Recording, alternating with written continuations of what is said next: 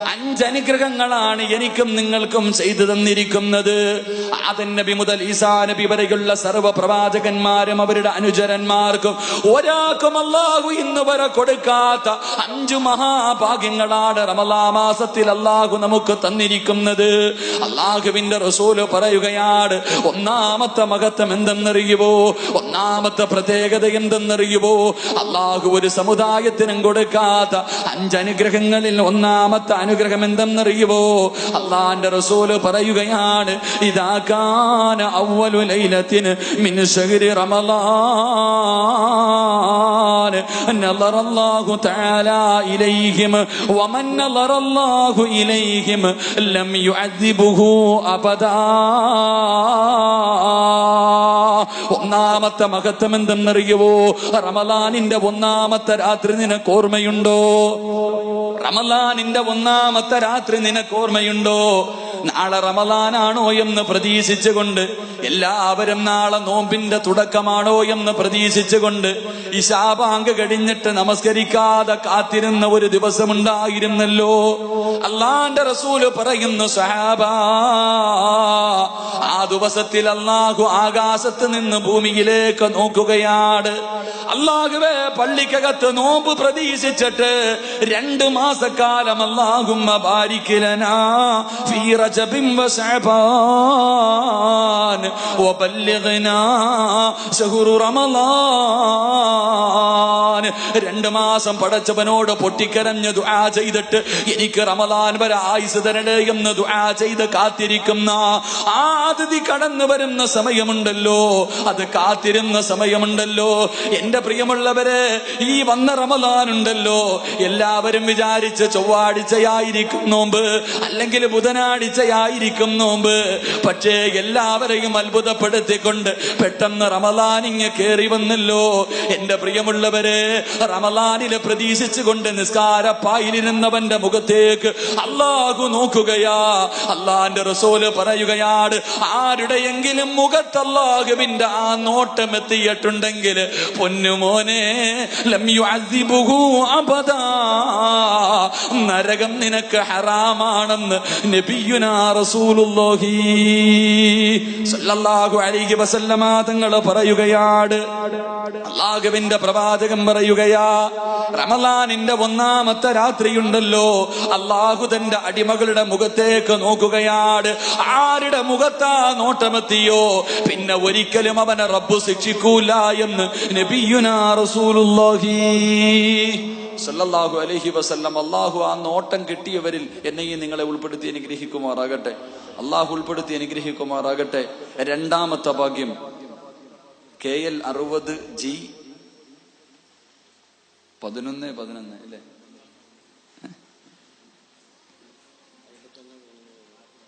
എത്ര നമ്പർ ഇപ്പൊ? 51 11 11 ആകുമ്പോ KL 60G 51 11 11 51 101 KL 60K 57 86 ഈ 2 വണ്ടി ഒന്ന് മാറ്റി കൊടുക്കുക. അല്ലാഹു ഭാഗ്യം നൽകി അനുഗ്രഹിക്കുമാറാകട്ടെ. എന്റെ പ്രിയമുള്ള സഹോദരങ്ങളെ, രണ്ടാമത്തെ ഭാഗ്യം എന്താ?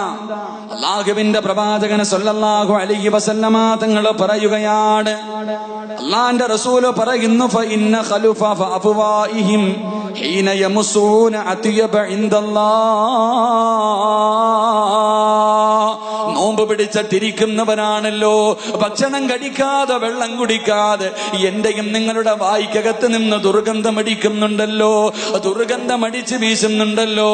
അല്ലാഹുവിന്റെ റസൂല് പറയുകയാ, നോമ്പുകാരന്റെ വായ്ക്കകത്ത് നിന്നടിക്കുന്ന ദുർഗന്ധമുണ്ടല്ലോ, നോമ്പുകാരന്റെ വായ്ക്കകത്ത് നിന്നടിക്കുന്ന ദുർഗന്ധമുണ്ടല്ലോ, അത് പടച്ചവന്റെ മുന്നിലെ കസ്തൂരിയെക്കാരും വാസനയുള്ളതാണെന്ന് നബിയുനാ റസൂലുള്ളാഹി സല്ലല്ലാഹു അലൈഹി വസല്ലമ തങ്ങളെ പഠിപ്പിക്കുകയാണ്.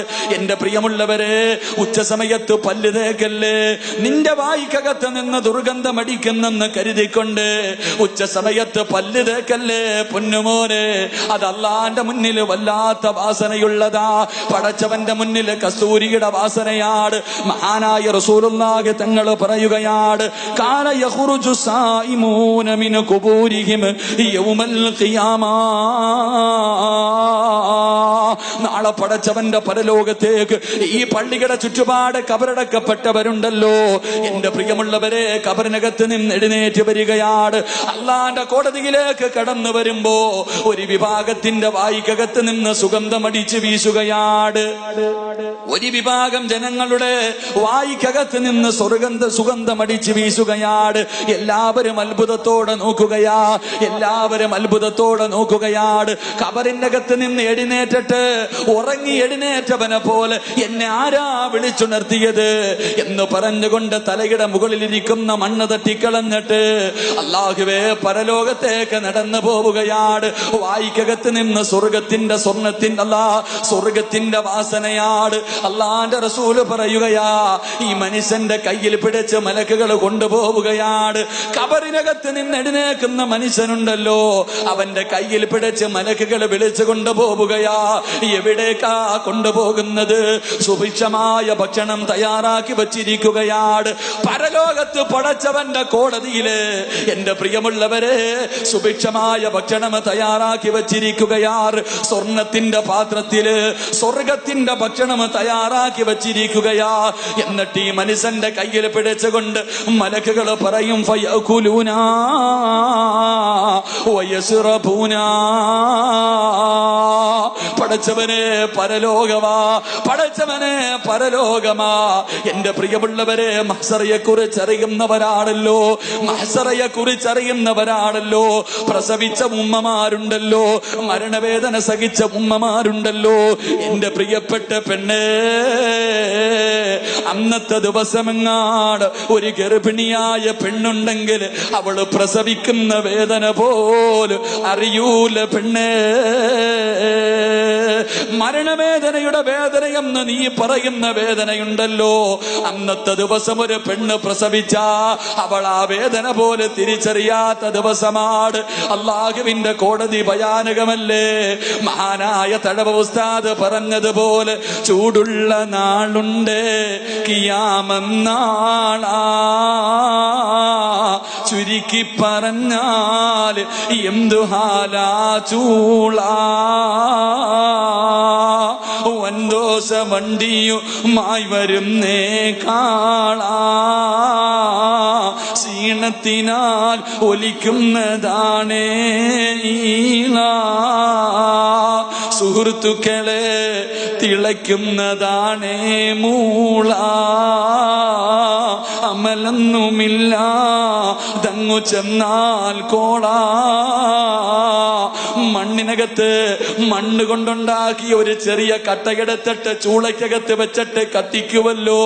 ചൂള കാണുന്നവരല്ലേ, അതെത്രയോ നിസാരമാണ്, അതെത്രയോ നിസാരമാണ്. തലച്ചോറ് തിളയ്ക്കുന്ന ദിവസമാണ്. ചൂട് കാരണം മനുഷ്യന്റെ തലച്ചോറ് തിളച്ചൊടുകുന്ന ദിവസമാണ്. അല്ലാഹുവേ, വായിലൂടെ മൂക്കിലൂടെ നൊരയും പതയും ഒരുക്കുന്ന ദിവസമാണ്.